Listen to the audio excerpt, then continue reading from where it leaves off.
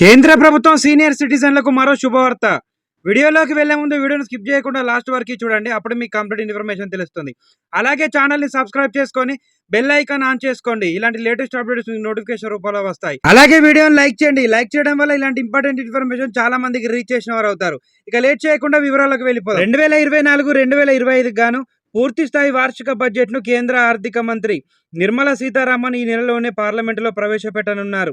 ఎప్పటిలాగే తమకు ప్రోత్సాహాలు అందించాలని పన్ను మినహాయింపుదారులు కోరుకుంటున్నారు. 60 ఏళ్లు పైబడిన సీనియర్ సిటిజన్లు కూడా ఆదాయం అందుకుంటున్నట్లయితే పన్ను చెల్లించాల్సి వస్తుంది.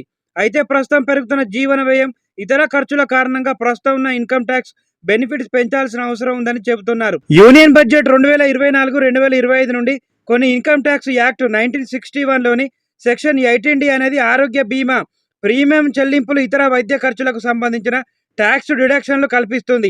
60 ఏళ్ల వయసులోపు వారికి గరిష్టంగా 25,000 వరకు ట్యాక్స్ డిడక్షన్ పొందవచ్చు. సీనియర్ సిటిజన్లకైతే ఈ లిమిట్ 50,000 వరకు ఉంటుంది.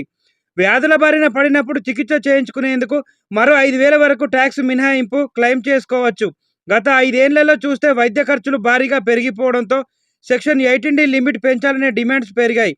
ఆరోగ్య బీమా పన్ను చెల్లింపుదారులకు ఊరట కల్పించాలని కోరుతున్నారు. గతంలో 2018లో ప్రవేశపెట్టిన బడ్జెట్లో ఈ లిమిట్ను 30,000 నుండి 50,000 వరకు పెంచారు. అప్పటి నుండి ఇప్పటి వరకు మళ్లీ పెంచలేదు. గత 5 ఏళ్లలో ఆసుపత్రుల బిల్లులు రెండింతలయ్యాయి. ఈ ఏడాది ఫిబ్రవరి 1వ తేదీన ప్రవేశపెట్టిన మధ్యంతర బడ్జెట్లోనే దీనికి సంబంధించిన ప్రకటన వస్తుందని అంతా భావించినప్పటికీ కేంద్రం ఎలాంటి నిర్ణయం తీసుకోలేదు. ఇప్పుడు పూర్తి స్థాయి బడ్జెట్లో ఈ విషయంపై కేంద్రం ప్రకటన చేసే అవకాశం ఉందని నిపుణులు అంటున్నారు.